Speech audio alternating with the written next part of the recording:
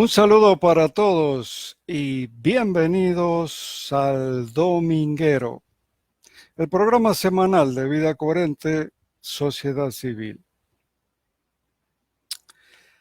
El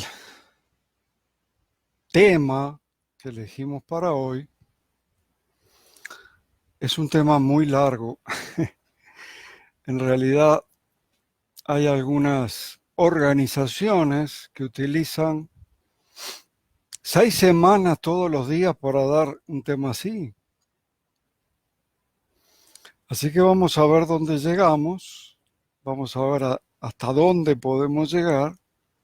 Hay una parte que se las tengo que decir obligatoriamente y si no termino, bueno, terminaremos el próximo domingo, no hay problema. Entonces, atención consciente le pusimos. Y quiero empezar con un poquito de historia, como suelo hacer algunas veces. Quiero decirles que todo el pensamiento occidental, o sea, en el que estamos nosotros, ¿verdad? Toda la cultura occidental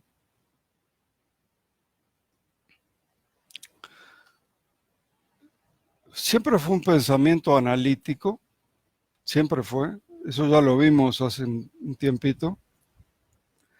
Analizar quiere decir separar, o sea, es un pensamiento separado.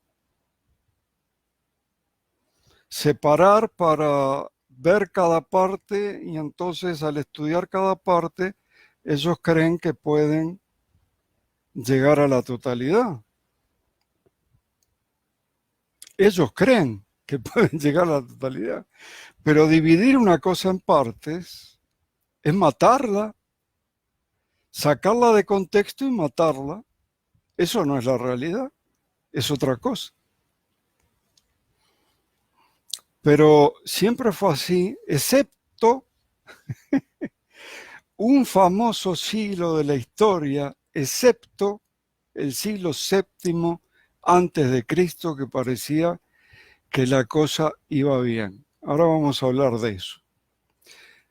Pero por analítico separado, por separado disperso, por disperso entreverado y además, como si esto fuera poco, las diferentes disciplinas que tratan sobre un mismo objeto, incluso, a veces un mismo objeto es estudiado por disciplinas separadas, distintas, no se comunican entre sí. O sea, aquella propuesta de Edgar Morin que hablaba de la transdisciplinariedad, es una utopía que nunca se va a llegar a eso. En México hay una universidad basada en las ideas de Edgar Morin de la transdisciplinariedad, que quiere decir borrar las barreras de mi disciplina y compartir y comunicarme. El egoísmo humano no nos permite hacer tal cosa.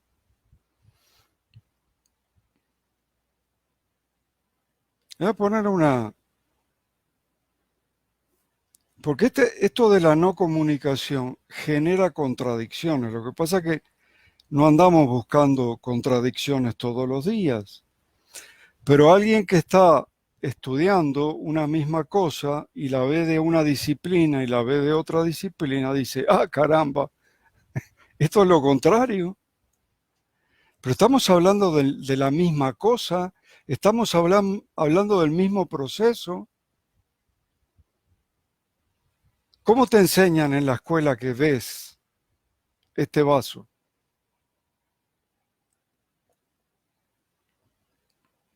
Bueno, el vaso es un objeto que envía luz a mis retinas, las retinas tienen un proceso de conversión de luz en electricidad, que es la energía que usa el cerebro. Luego, el cerebro, en el lóbulo occipital, bien acá atrás, fabrica una imagen. Yo no tengo el vaso dentro de la cabeza, tengo una imagen invertida. Y así yo puedo ver las cosas. La neurociencia, por su parte, desde el 2013, ahí nadie lo escuchaba, creo que ahora ya se hicieron oír, está afirmando alegremente que no hay objeto fuera del cerebro, que toda nuestra vida se hace en el cerebro y que fuera del cerebro no hay objetos, habrá energía, habrá información, pero no objetos. Y entonces, si no hay objetos fuera del cerebro, un vaso no me puede mandar luz, es otra cosa esto. ¿Entienden lo que es una contradicción entre dos disciplinas? Neurociencia y óptica, por ejemplo.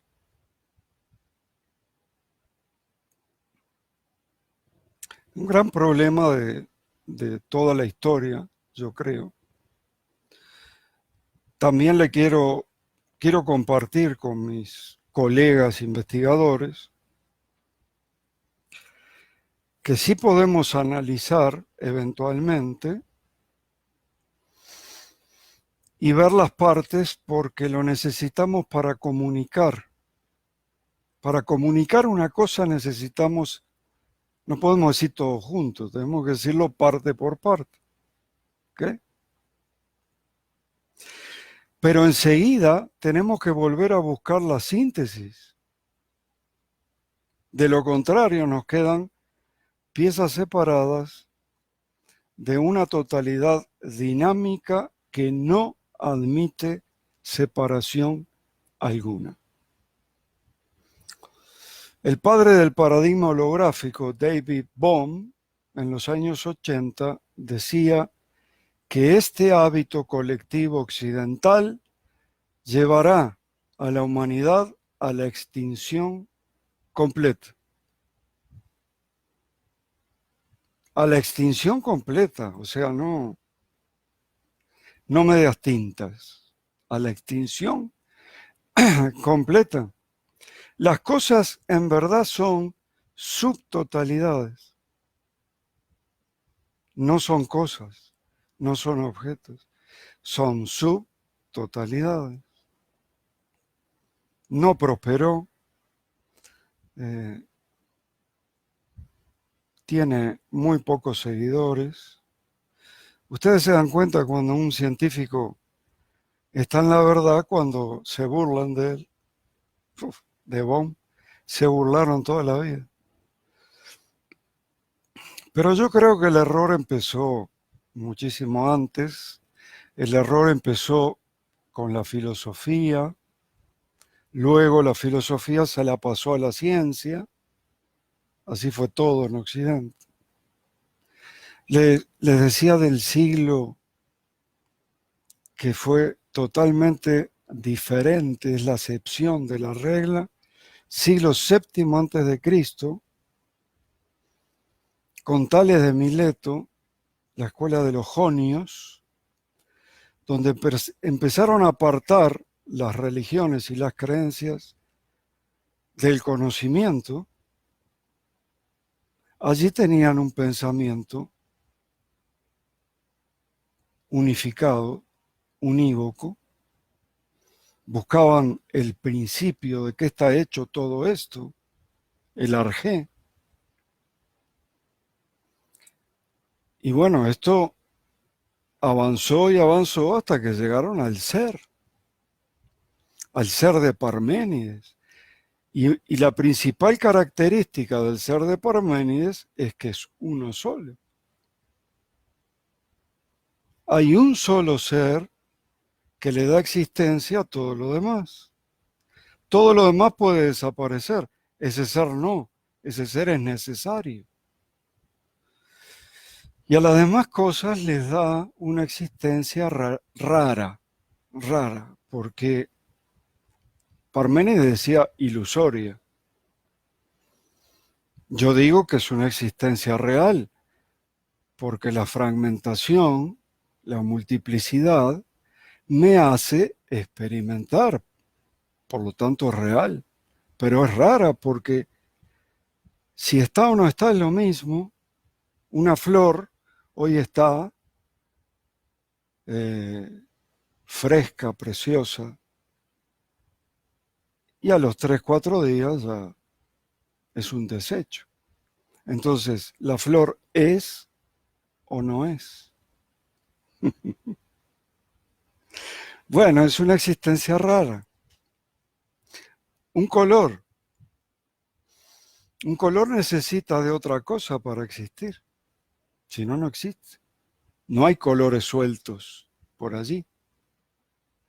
Eso se llama ser en otro. Una existencia extraña. El ser en sí, el ser necesario, uno solo, para Parménides.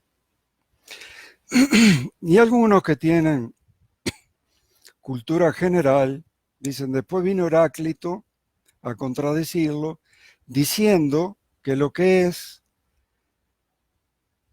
el devenir, el movimiento. Nada que ver. Lo que hacía Heráclito era destacar esa realidad del constante fluir en esta frecuencia de realidad. Pero el ser necesario de Heráclito era el to sofón, lo sabio, uno solo. No la sabiduría ni el gran sabio, lo sabio, uno. Y esto siguió por lo menos 2 siglos, más o menos. Ya en la época de la filosofía, y un poquito antes, clásica, en Grecia, periodo clásico, algunos le llaman, para mí fue el periodo donde ya empezó a decaer, no duró más de 2 siglos. Allí empiezan a aparecer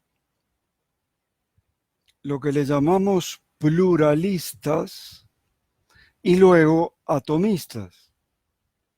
Ya se hablaba de átomos hace 2400 años. Y hay muchos. Empédocles de Agrigento. Él decía que el ser eran los 4 elementos, o sea que el ser se dividía en 4. Ya ahí tenemos una separación, tenemos una división. Hay 4 cosas necesarias. Y también hay 2 fuerzas que son necesarias, porque él notó, sin ninguna duda, que una fuerza nos une y otra nos separa. Él decía el amor y el odio. No. Es el amor y el miedo. El miedo es el que nos separa. Y es cierto. Nos tenemos miedo unos a otros. Después vino Anaxágoras, más o menos por allí también. Afirmaba que el cosmos, el universo para nosotros, es fruto de 2 principios. El primer principio era una masa inerte y compacta de semillas, spermata, semillas.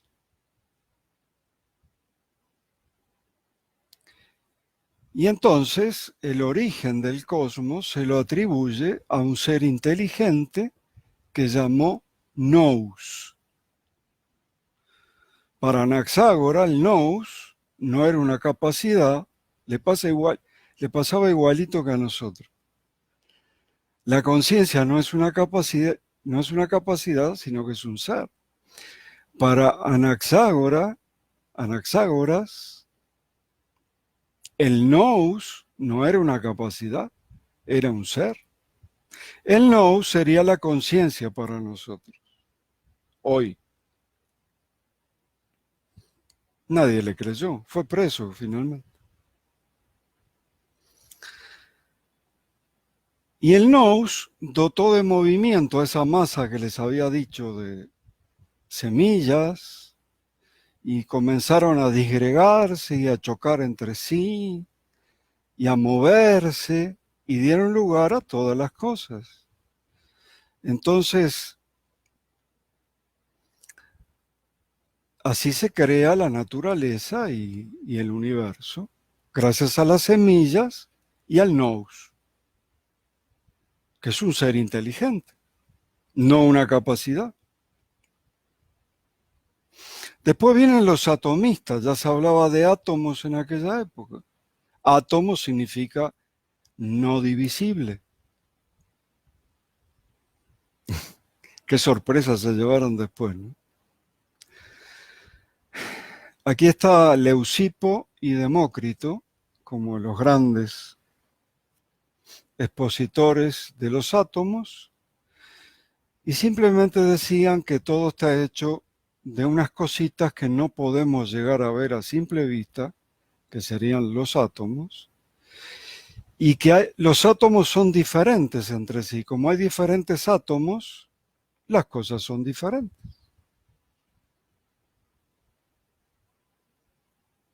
Bueno, podemos englobar tanto a los atomistas como a los primeros que les conté en pluralistas, contra los monistas, o sea, el ser ya no es uno, sino que el ser es muchas cosas. Los pluralistas dejaban de lado los aspectos míticos. Eran más, según ellos, científicos. Resaltaban el predominio de las causas naturales como fuerzas comunes del cosmos y no andaban con cosas así como tradiciones. Bueno, esto es la filosofía. ¿Y después qué pasó en la ciencia? Lo mismo. Lo mismo. La ciencia heredó de la filosofía ese pluralismo. No sé qué fecha ponerle a la ciencia de manera... Es difícil ponerle una fecha, pero vamos a tomar, por tomar a uno, a Roger Bacon, siglo XIII, después de Cristo, totalmente aristotélico.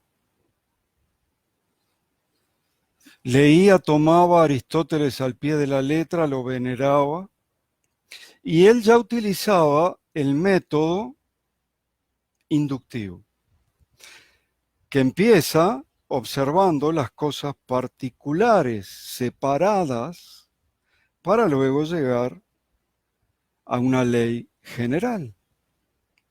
Se llama inducción ingenua o simple. Qué interesante que 400 años después,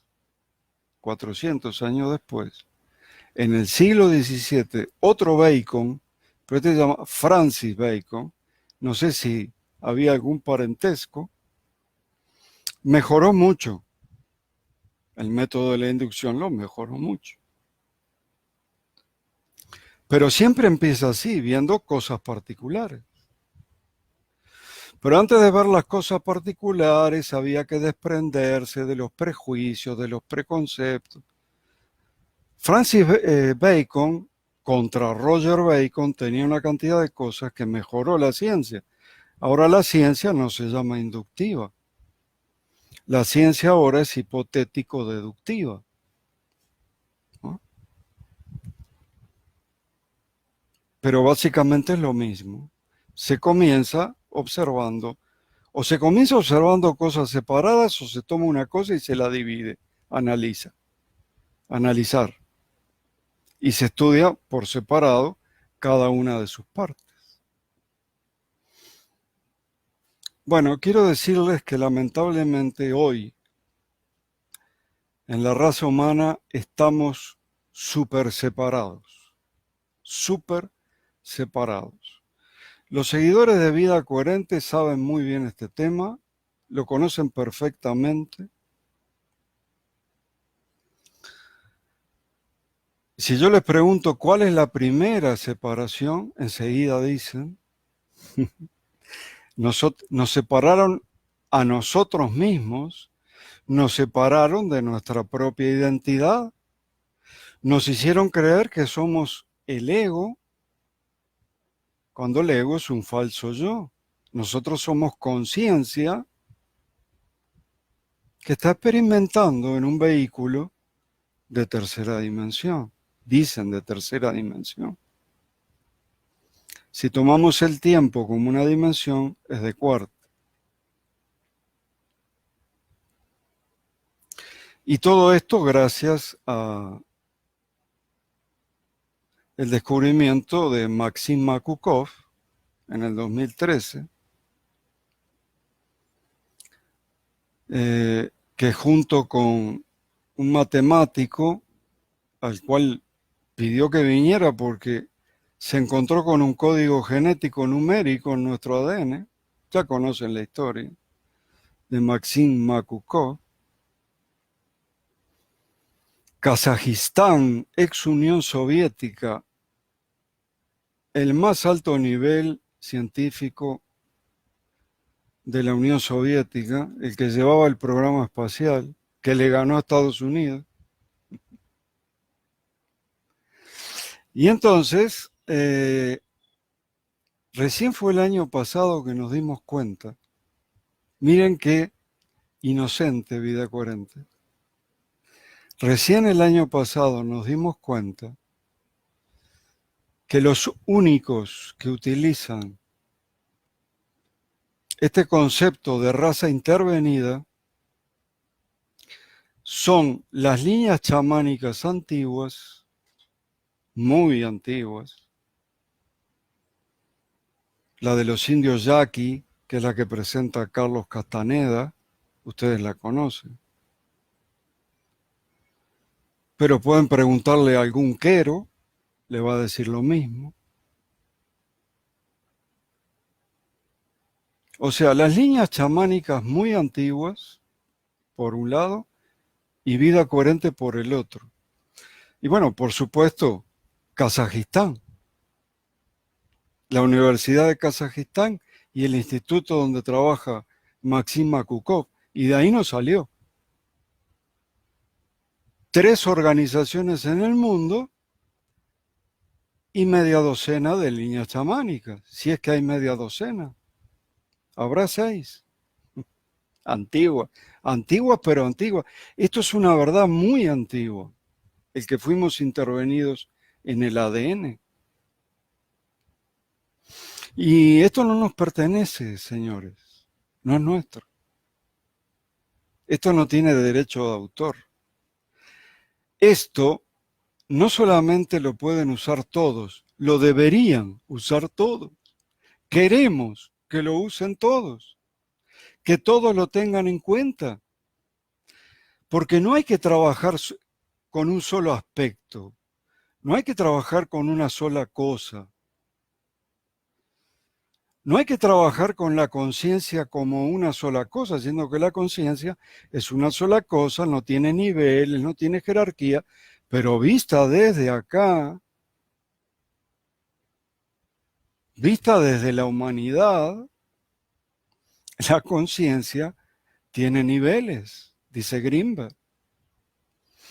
Cada uno de nosotros tenemos un territorio conciencial más abarcante o más restringido, más que niveles de superior o inferior, es un territorio conciencial más abarcante o más restringido, según hayamos trabajado la conciencia. Esta información es imposible dejarla pasar, se los digo a todos los que tienen una cosmovisión sin terminar, si dejan pasar este conocimiento comprobado, repetible, siempre les va a faltar algo. Ustedes hagan como quieran.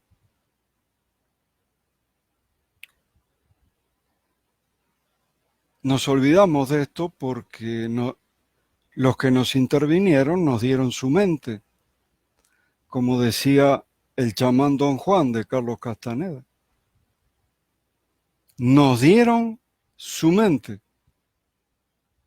Otra manera de decir, alteraron la programación, alteraron el código genético. Nos alteraron. Alter en latín significa otro. Nos hicieron otro. Nos hicieron otra cosa. Por eso nos olvidamos de todo eso.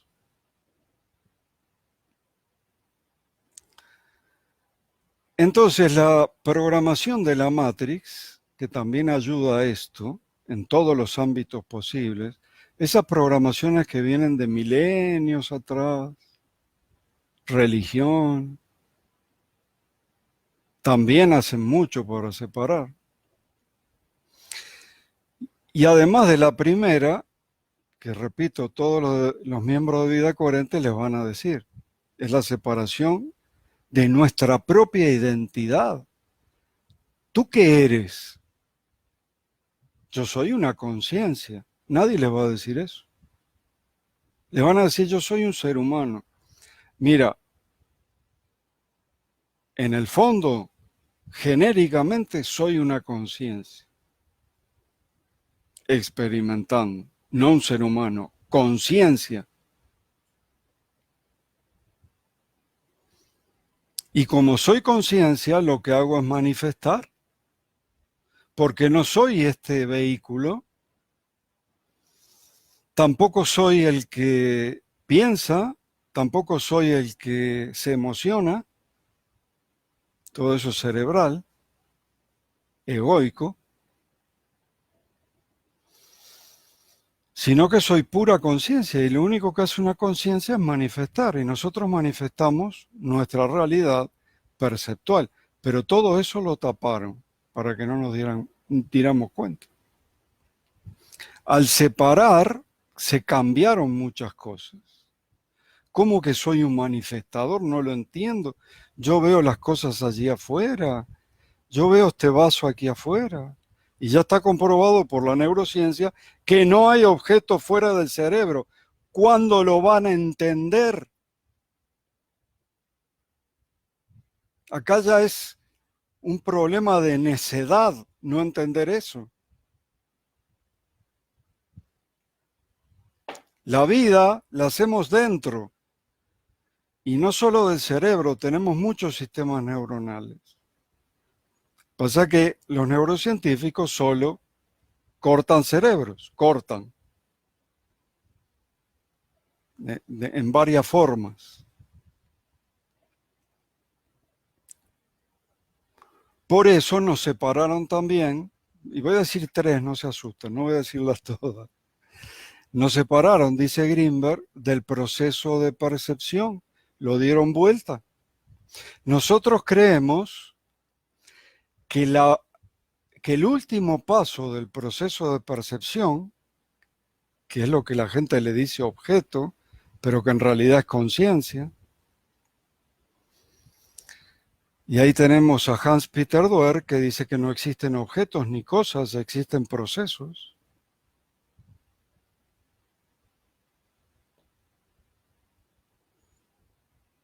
Es el último paso.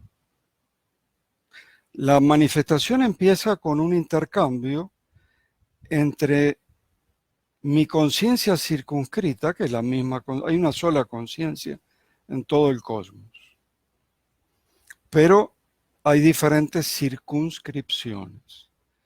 La conciencia colectiva es una circunscripción más grande que la mía. Es la conciencia de la raza humana. La más pequeña es cada uno de nosotros individualmente. Entonces, establecemos una interacción entre el aspecto informacional de la conciencia, que Grimberg le llamaba enrejado, látiz, usaba la palabra látiz, que de ninguna manera decía toda la conciencia, es el aspecto informacional de la conciencia. Lo que Erwin Laszlo llamaba campo A. Campo A. Dejó de decirle campo acásico porque no tiene nada que ver con los registros acásicos. Es otra cosa. Es el aspecto informacional de toda la conciencia, que es el ser en sí, el ser necesario.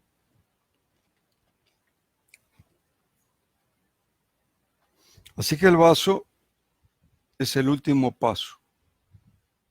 Pero a nosotros nos dieron vuelta el proceso de la percepción y resulta que esto es el estímulo primario que manda luz a mi retina. Siendo que esto es una ilusión, no está aquí. Yo no lo estoy tocando, nadie puede tocar nada, eso lo saben. Saben perfectamente que hay una fuerza de repulsión entre las cargas negativas de los electrones del vaso y las cargas negativas de los electrones de mi dedo. Así que nadie puede tocar absolutamente nada. Cotidianamente, porque van a venir a decirme de las reacciones atómicas, ahí sí se tocan. Y si nosotros tocáramos, haríamos reacciones atómicas. O reacciones químicas, en reacciones químicas también. Pero esos son casos particulares. En el diario vivir nadie toca nada. ¿Cómo puedo decir que esto es sólido si no lo puedo tocar? Si hay un espacio entre mis dedos y el vidrio. Sin contar que no está allí. Porque no hay objetos fuera del cerebro. Entonces, nosotros a nosotros mismos nos vemos como observadores de una realidad ilusoria, que no es lo que parece, y no como manifestadores. Por eso nos cuesta tanto, por eso no creemos que podemos crear. Entonces nos cuesta manifestar. Yo no puedo manifestar porque no te la crees. Y no te la crees porque te intervinieron y porque te programaron. Está bien, y se va a ver la televisión. Y entonces lo siguen programando.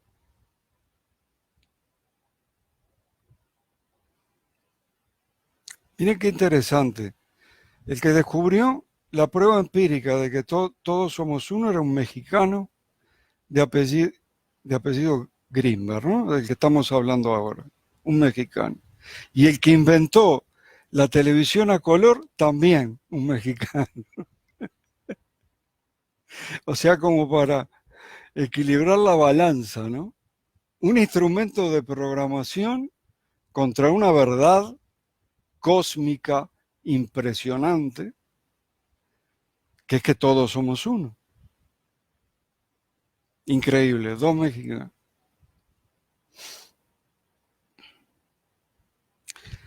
Pero no estamos para nada, estamos separados y todo está separado, pero no estamos incomunicados. No confundan. El corazón está directamente conectado a una inteligencia superior, eso lo descubrió Rollin McCarthy en el Instituto de Matemáticas del Corazón, y ahí la deja, le dice inteligencia superior, esa es la conciencia colectiva. No, es la conciencia absoluta. No es la látiz, es más que la látiz, es la conciencia absoluta. El corazón está conectado directamente a la conciencia absoluta. Así que el corazón siente, porque tiene neuronas cerebrales, y presiente lo que va a venir en esta línea de tiempo.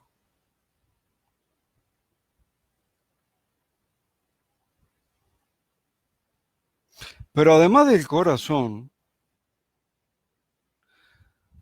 podemos expandir la conciencia y como todos somos uno, podemos utilizar la experiencia del otro. Eso es a lo que nos vamos a dedicar este año, a expandir la conciencia.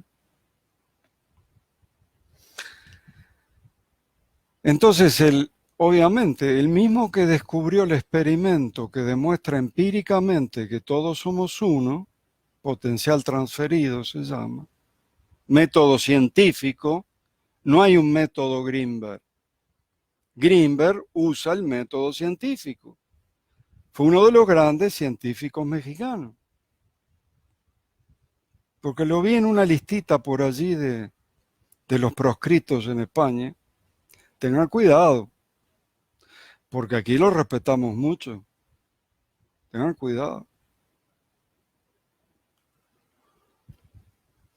Científico puro y duro.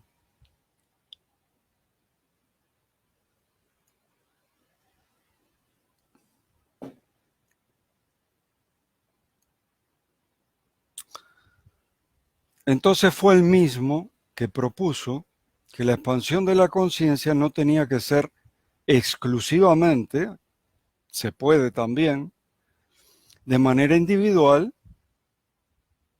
es como se venía practicando hasta ahora, pero no tenía por qué ser exclusivamente individual. Yo puedo utilizar la experiencia del otro sin juzgarla, sin rechazarla, pero tampoco me puedo identificar. Como la conciencia absoluta tiene todas las experiencias del cosmos, pero no se identifica con ninguna. Tomando esas, sin no identificarme, no rechazar, no juzgar, puedo incorporar, observo la experiencia, la incorporo y se expande mi conciencia, es lo que hacemos en los grupos de coherencia. Los grupos de coherencia, que en un momento estuve tentado a cambiarle el nombre a grupos de conciencia, pero después dije, no, se va a armar problema acá, y lo dejé como grupos de coherencia. Lo que estamos haciendo es ayudarnos unos a otros a expandir la conciencia y vaya que funciona. Salimos impactados. Realmente salimos impactados. Así que la meditación, en realidad Grimberg a la meditación le decía, a este tipo de meditación autoalusiva. Nosotros, para no complicar, la llamamos de observación, incorporación. Pero él decía, la meditación autoalusiva, es decir, ¿ya?, la observación de la totalidad de uno mismo, no es una vivencia pasiva, sobre todo sabiendo que no hay límites. Es un proceso constante y continuo.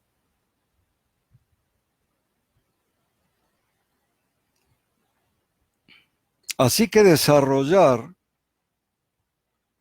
esta observación de la totalidad de uno mismo necesita, decía él, practicar, el individuo que lo quiera hacer, el proceso de atención. Y ahí toma algunas cosas del budismo, sí. Tomaba cosas que servían de varios lugares. Del budismo tomó la atención a la respiración, la atención al cuerpo, y lo llamaba, como los budistas, vipassana.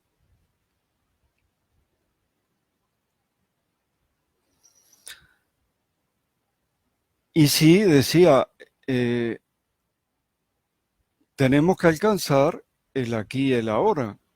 Y acá les digo, para alcanzar el verdadero aquí y ahora, nosotros tenemos que observar y tenemos que atender desde el ámbito de la conciencia. Desde el ámbito del ego, el ego no te permite estar en el aquí y en el ahora. En esta frecuencia de realidad no lo estás. Primero que esta realidad está desfasada 30 segundos. Cuando yo alcanzo a percibir algo, ya había aparecido 30 segundos antes. O sea que la hora no va. Y el aquí es el lugar que les conviene que estemos a los de la élite, porque si miramos para el pasado, tal vez podemos descubrir todo esto de la intervención y lo que quisieron hacer con nosotros. Así que desde esta frecuencia de realidad, no. Pero desde la conciencia, sí. Y todos los de vida coherente saben ir a la conciencia. Todos.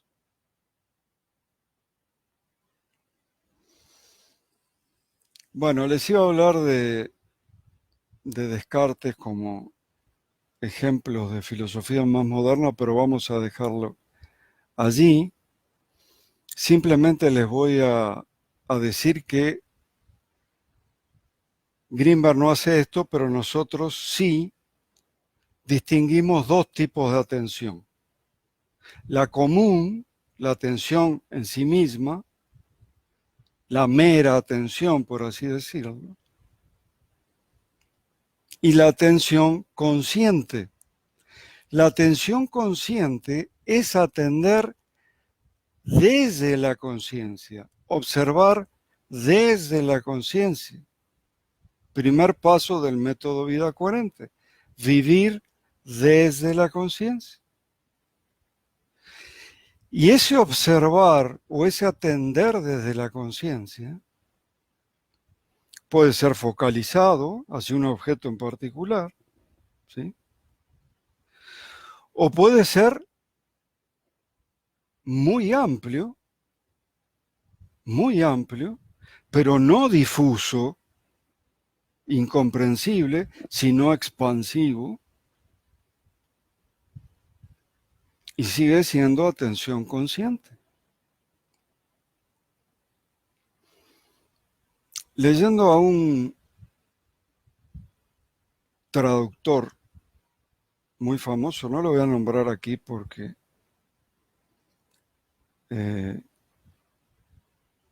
bueno, tengo mis razones para no hacerlo, pero un traductor de los libros tradicionales de Buda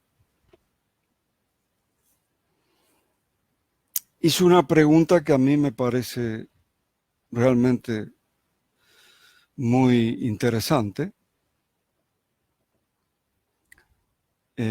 ¿Por qué tenemos que ir a la meditación para sentir calma? ¿Por qué? Miren qué centrado este hombre, siendo que es un defensor número uno de la meditación. Es decir, él dice, ¿por qué la calma, la felicidad, el amor, todo lo que me da la meditación, tengo que entrar en meditación para sentirlo? ¿Por qué no lo puedo sentir en la vida cotidiana? ¿Por qué no lo puedo sentir en la vida cotidiana? Eso es todo un reto. ¿Le suena la palabra reto? Vida coherente, reto. Bueno, él mismo decía que el objetivo no es ser alguien para la Matrix. No. El objetivo es ser libre. Y la única manera de ser libre es desde la conciencia, ya lo sabemos. Liberarse, incluso lo explica, significa liberarse de quién eres, de quién te contaron que eres. Te liberas de lo superfluo, del ego, de lo que no sirve. Cuando aplicas la atención consciente en la meditación, no la mera atención, la consciente. Y después cuento una historia que a mis alumnos se las conté, pero no da el tiempo, sería muy largo. El dominguero tal vez la cuente en el próximo. La verdad que no llegué ni a la mitad. Entonces, yo creo que la gran noticia aquí que les traigo, por lo menos a mí me parece una buena noticia, es que todo esto se puede aprender, todo esto se puede practicar.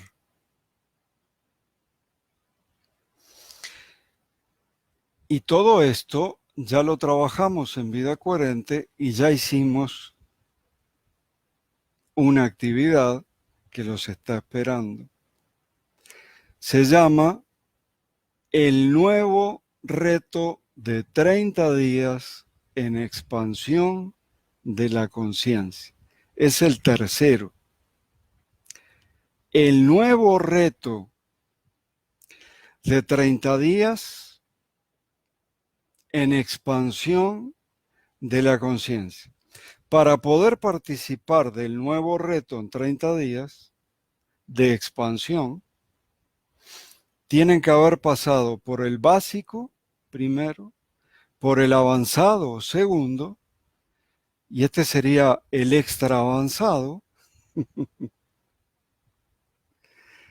que es el expansivo, el de la expansión de la conciencia. Los dos primeros fueron como introducciones, como prepararnos para esto. Es mucho más complejo este, incluso en cuanto a sus conceptos. Entonces necesitamos que quienes participen de esto hayan tomado el básico y hayan tomado el avanzado, ¿no? Y bueno, son 30 días en ese proceso de expansión de la conciencia. Terminado el mes, ustedes mismos van a ver la diferencia. Y la mayoría va a dar testimonio de esa diferencia para que vean que este tipo de cosas no está peleado con la ciencia, para nada. Es más, después de John Hailing para acá, y estoy hablando del año 93, todavía no había desaparecido Greenberg, pero de John Hailing para acá, científicamente se demostró que la meditación aumenta el coeficiente intelectual y el coeficiente emocional, el de la madurez. Los aumenta. Con una medición a sus alumnos antes, con 3 meses de meditación y con una medición después. Es todo lo que hizo Hailing y esa fue su tesis doctoral. Así que el actual doctor John Hailing demostró científicamente que la meditación aumenta la inteligencia y aumenta la madurez.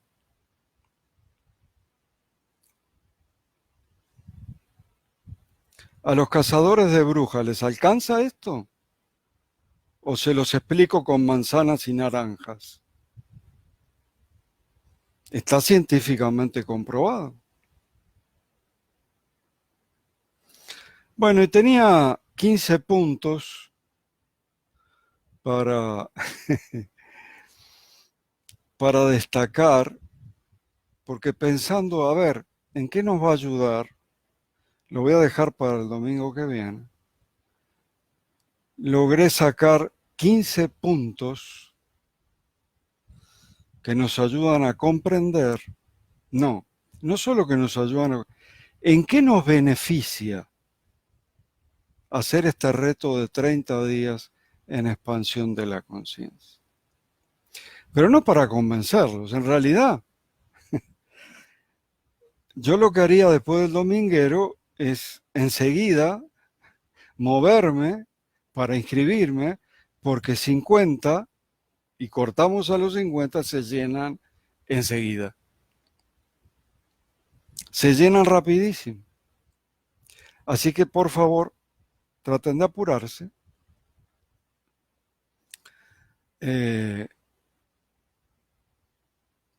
No olviden que para una manifestación lo primero que tengo que hacer es dar el primer paso y avisar a Florencia que quieren,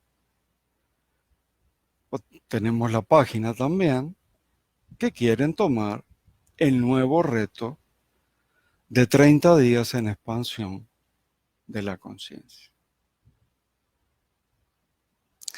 Así que les vine con esta novedad.